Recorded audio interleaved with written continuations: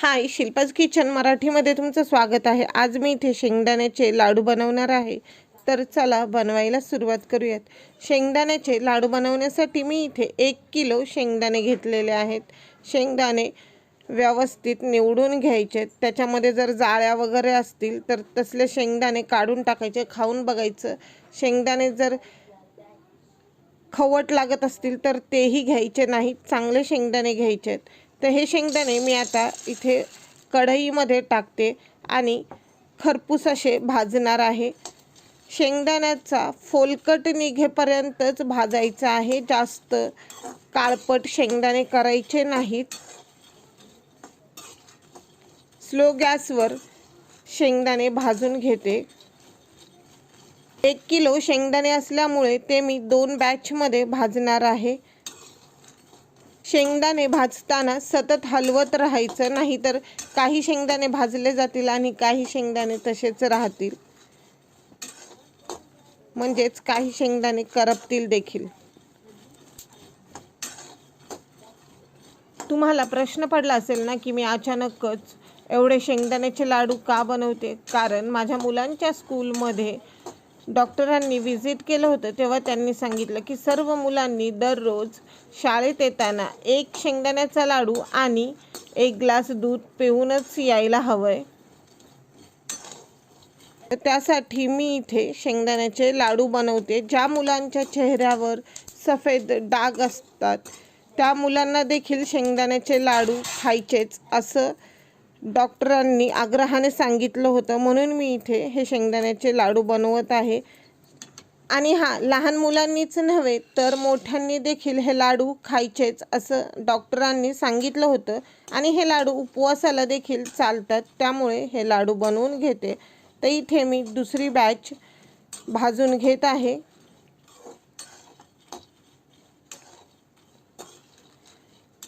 पहिले जे शेंगदाणे आपण भाजून घेतलेले आहेत ते मी एका ताटामध्ये काढलेत आणि थंड करून घेणार आहे।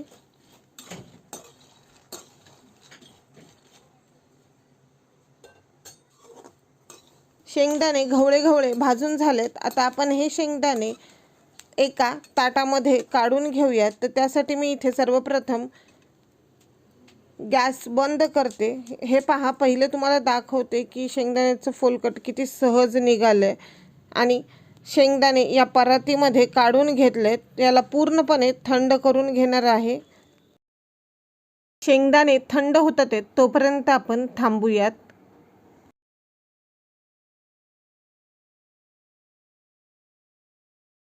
शेंगदाणे पूर्ण थंड झाल्यावर याचे फोलकट काढून घेते।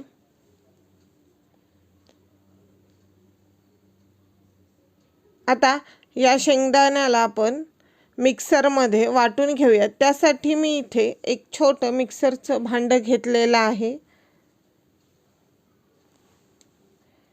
त्यामध्ये हे शेंगदाणे टाकते। थोडे शेंगदाणे टाकायचे, ते एकदम पूर्ण भांडं भरायचं नाहीये। आणि हे शेंगदाणे मी आता जाडसर वाटणार आहे। फक्त एवढेच वाटीभर शेंगदाणे मी जाडसर वाटून घेते। हे वाटलेले शेंगदाणे या बाउलमध्ये काढलेत।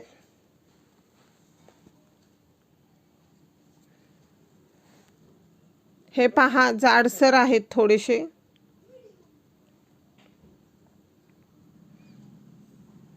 आता जे बाकीचे शेंगदाणे राहिलेत ते एकदम बारीक वाटून घेणार आहे।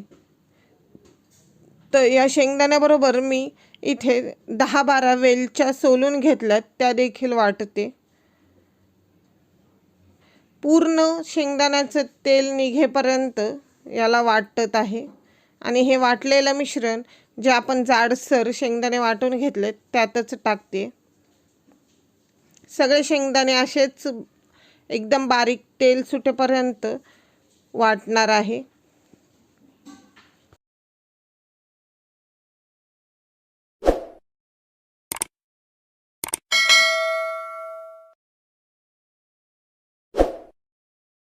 लास्टला थोडे शेंगदाणे राहिल्यावर मी या शेंगदाण्यामध्येच किसलेला गूळ देखील टाकणार आहे।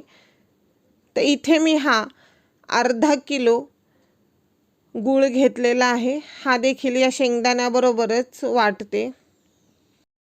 गूळ आपण आपल्या आवडीनुसार कमी जास्त देखील करू शकतो, पण इथे 1 किलो शेंगदाण्यांसाठी अर्धा किलो गूळ एकदम परफेक्ट आहे।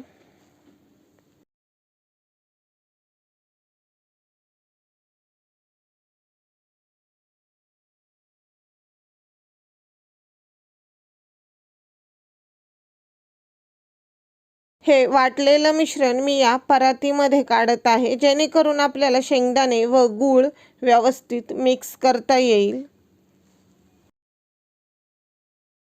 गूळ व शेंगदाण्याचं मिश्रण एकजीव करते। जर आपण गूळ किसून घेतला तर मिश्रण मिक्स करायला जास्त डिफिकल्ट होणार नाही, पण जर आपण ते चिरून वगैरे घेतलं तर गुळाचे खडे राहतील, त्याच्यामुळे गूळ किसूनच घ्या। आणि हां, तुम्हाला ह्यामध्ये जर तूप टाकायचं असेल तर तुम्ही आत्ताच यामध्ये 1 ते 2 चमचे तूप ॲड करू शकता, पण आमच्या घरामध्ये माझी मुलं तूप अवॉइड करतात, ते खात नाहीत, त्यामुळे मी यामध्ये तूप टाकत नाही आहे। पण तुम्ही तूप टाका, जेणेकरून तुम्हाला लाडू खाताना टोटरे बसल्यागत होणार नाही किंवा पीठ खाल्ल्यासारखं लागणार नाही। त्यामुळेच मी सांगते, जर आपण एकदम बारीक असं तेल सुटेपर्यंत शेंगदाणे वाटले तर आपल्याला तुपाची गरज देखील लागणार नाही, बाइंडिंगही चांगलं होईल। मिश्रण तर व्यवस्थित मिक्स झालंय, आता चला लाडू वळूयात। तर इथे मी मला जेवढे हवे आहेत त्या साईजचे लाडू वळत आहे। तुम्हाला लहान मोठे जसे हवे आहेत तसे तुम्ही लाडू वळा। इथे आपला पहिला लाडू वळून झालेला आहे, श्री गणेशा केलेला आहे, पण पहिला लाडू देवाला ठेवण्या अगोदरच माझ्या मुलाने तो खाऊनही घेतलेला आहे। बाकीचे लाडू देखील मी असेच वळून घेते म्हणजेच बनवते।